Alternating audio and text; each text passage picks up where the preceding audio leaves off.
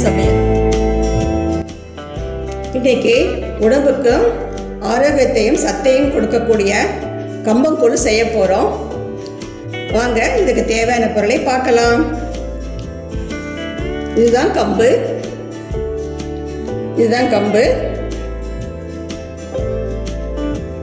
இந்த டம்ளர் ஒரு டம்ளரில் கம்பை எடுத்துக்கிறோம். இதே டம்ளர் அளவில் 4 டம்ளர் தண்ணி எடுத்துக்கிறோம். உப்பு தேவையான அளவு எடுத்துக்கிறோம். இப்போ நம்ம கம்பை மிக்ஸி ஜாரில் போட்டு குருணையாக அரைச்சி எடுத்துக்கிறோம். இப்போ நம்ம கம்பை மிக்சியில் போட்டு இப்படி குருணையாக அரைச்சி எடுத்துக்கிட்டோம். அப்புறம் அடிகனமான பாத்திரத்தை கேஸில் வச்சுட்டு கேஸ் ஆன் பண்ணிட்டேன். எடுத்து வச்சிருக்கிற 4 கிளாஸ் டம்ளர் தண்ணியை ஊற்றிக்கிறோம்.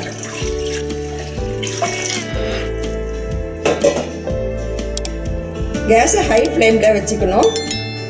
தண்ணி கொதிக்கட்டும். தண்ணி இப்போ கொதிச்சுட்டு வருது. இந்த நேரத்தில் நம்ம குருணையாக எடுத்து வச்சுருக்கிறோம்ல கம்பங்குருணை, அதை கொஞ்சம் கொஞ்சமாக போட்டு கிளறணும்.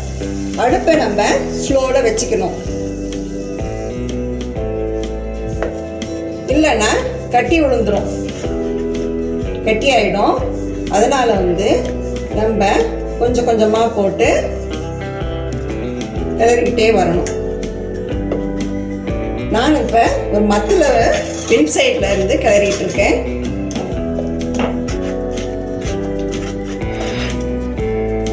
கட்டிப்படைய வாய்ப்பு இருக்குது. அதுக்கு அப்படியே விட்டுட்டோம்னா, அதனால் நம்ம கொஞ்சம் அழுத்தி கிளறணும்.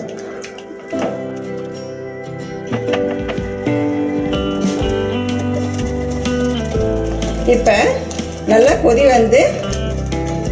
வந்துட்டு இருக்குது. இந்த டயத்தில் எடுத்து வச்சிருக்கிற உப்பை போட்டு திருப்பி நம்ம திருப்பி அழுத்தி தேய்ச்சி விடணும். அப்போ தான் அது கட்டிப்படாமல் இருக்கும்.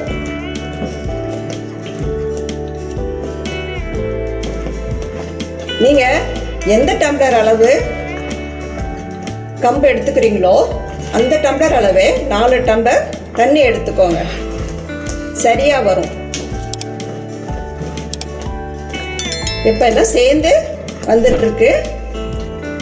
இப்போ கம்பு வெந்துடுச்சான்னு பார்க்கலாம். டேஸ்ட் பண்ணி பார்க்கலாம்.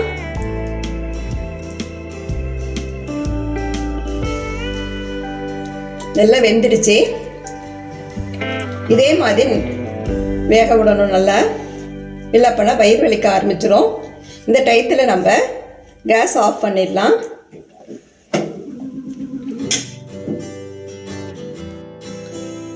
கம்பு ஆறிடுச்சு. கம்பை இப்படி எடுத்து தண்ணி தொட்டு இந்த உருண்டை பண்ணி நம்ம வச்சுக்கணும். அப்புறம் இதே மாதிரி 3 உருண்டை வந்துடுச்சு இந்த கம்பில். அதுவும் செஞ்சு வச்சுட்டேன். இப்போ தண்ணி ஊற்றிட்டு ஒரு 8 மணி நேரம் புளிக்க வைக்கணும். நம்ம பாருங்கள், இப்போ நல்லா புளிச்சு போச்சு கம்பு.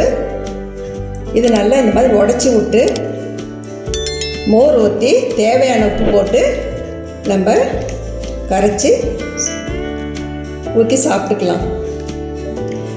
இப்போ கம்பங்கூழ் ரெடி ஆகிடுச்சு. ரொம்ப டேஸ்ட்டாக வந்திருக்கு. இதே மாதிரி உங்கள் வீட்டில் செஞ்சு பாருங்கள். இந்த வீடியோ உங்களுக்கு பிடிச்சிருந்தா சித்ரா சமையலுக்கு கமெண்ட்ஸ் பண்ணுங்கள், சப்ஸ்கிரைப் பண்ணுங்கள். உணவே மருந்து. மிக்க நன்றி. இந்த வீடியோ உங்களுக்கு பிடிச்சிருந்தா சித்ரா சமையலுக்கு லைக் பண்ணுங்க, ஷேர் பண்ணுங்க, சப்ஸ்கிரைப் பண்ணுங்க. உங்களுடைய கருத்துக்களை கமெண்ட் செக்ஷன்ல பதிவு பண்ணுங்க. உணவே மருந்து.